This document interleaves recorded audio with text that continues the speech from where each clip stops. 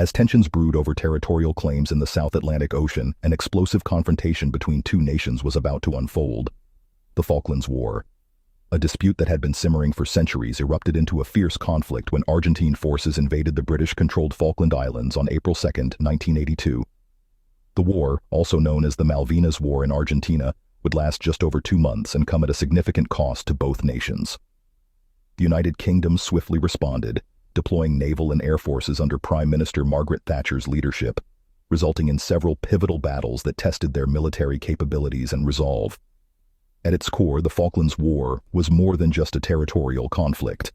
It represented a clash of historical claims, national identity, and geopolitical interests. The islands, situated between South America and Antarctica, had long been claimed by Argentina as part of its national territory but remained under British control since the early 19th century. For Argentina's military junta, led by General Leopoldo Galtieri, reclaiming the Falklands was seen as a strategic move to unite their nation in the face of internal pressures due to economic instability and human rights issues. Meanwhile, for Britain, maintaining control over these remote islands symbolized its enduring commitment to safeguarding its territories and asserting its global influence.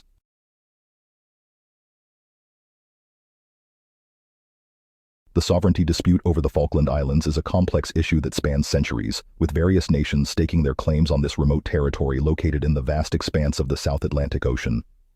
From early European explorers to modern-day diplomatic tensions, the history of these islands is marked by political intrigue and nationalistic fervor.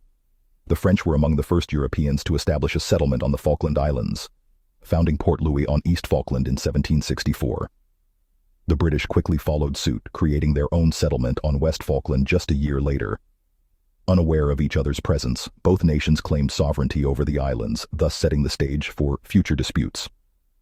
As Spain controlled much of South America at the time, they negotiated with France to take over its settlement and challenged the British claim as well. A brief conflict ensued before Britain withdrew, leaving the Falkland Islands under Spanish control. When Argentina gained independence from Spain in 1816, it claimed inheritance of the islands based on their geographical proximity and historical ties to Spain. In 1833, Britain reasserted its claim over the territory, expelling Argentine authorities and establishing a permanent population. Argentina has maintained its claims to the islands ever since, citing historical inheritance and geographical proximity as justification for their position. Diplomatic efforts have been made by both nations in an attempt to negotiate sovereignty over the Falklands, but these attempts have often been met with resistance from Britain, which insists on respecting the wishes of the islanders, who overwhelmingly prefer British rule.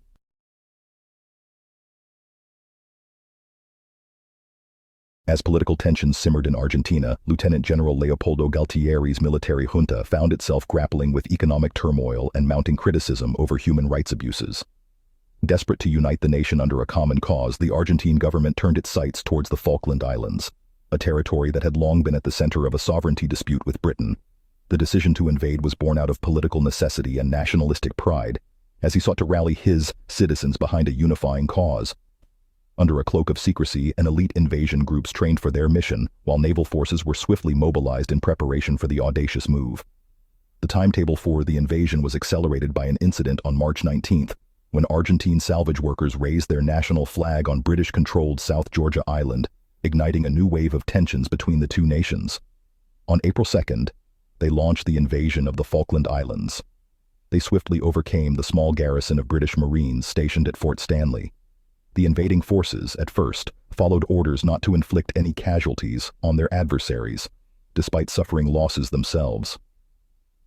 Just a day later, Argentine Marines seized South Georgia Island as well. The invasion marked a bold and unexpected move by Argentina that would take Britain by surprise, setting the stage for a conflict that would escalate rapidly over the coming weeks.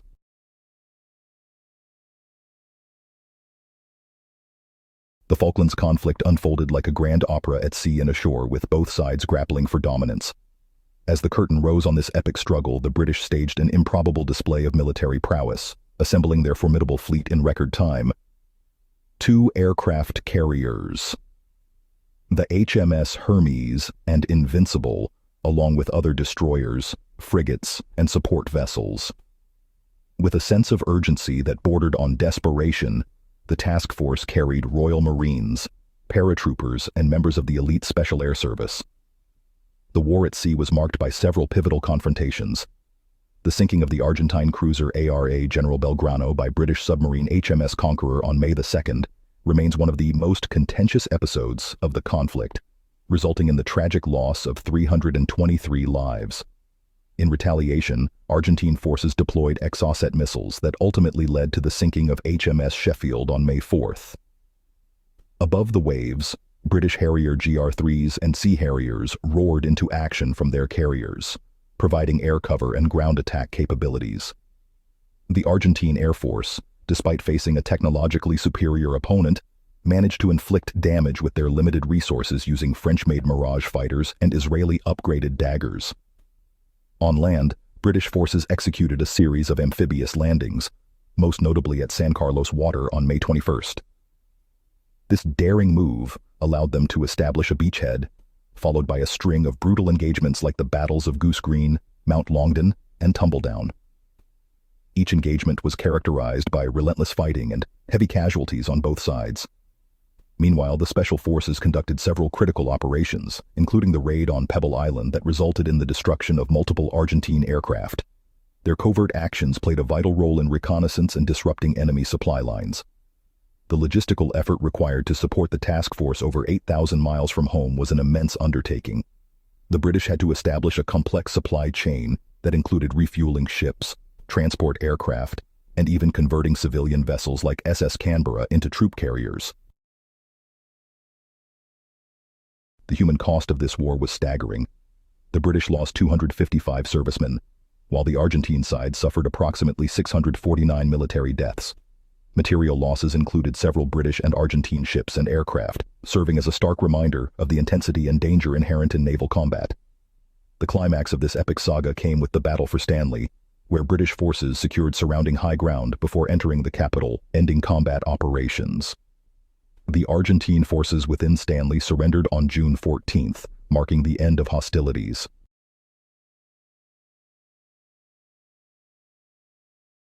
The conclusion of the Falklands War marked a pivotal moment in Argentina's history, leaving a critical mark on its political, social, and military landscape.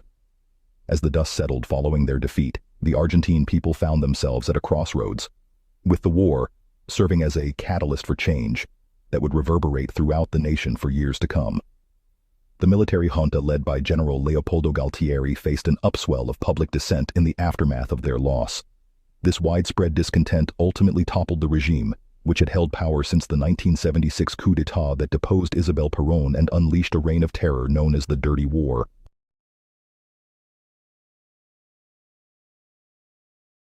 The defeat in the Falklands accelerated the push for democratic reforms, culminating in the election of Raúl Alfonsín from the Radical Civic Union on October 30, 1983.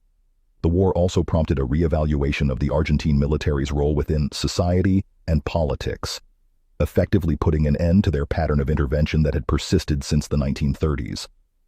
This shift brought about the conclusion of Peronist electoral dominance, which had been in place since 1945. In a significant legal development in 2009, Argentine authorities charged several officers and non-commissioned officers with inhumane treatment of conscript soldiers during the war, reflecting ongoing efforts to address past abuses. The impact of the Falklands War on Argentina was profound, embedding itself deep within the nation's collective psyche as a symbol of national struggle and pride. The conflict is commemorated annually, with the Malvinas Islands considered an integral part of Argentine heritage, evident in monuments, road signs, school uniforms, and political discourse across the country. The war continues to shape contemporary Argentina in numerous ways. Sovereignty claims remain a central aspect of its national identity, with successive governments committed to pursuing the disputed islands, this later being enshrined within their very constitution. The Argentine government has invested considerable resources into maintaining this dispute, reinstating the Malvinas Secretariat, and establishing a national council for issues relating to the islands. Now, only time will tell if a new uniting cause is taken up as an excuse for action, with the country seemingly teetering on the edge of collapse for years due to a plethora of complex issues. The country of Sudan has experienced a devastating collapse for much of a different reason, detailed in a video capturing the tragic events, seen right over here.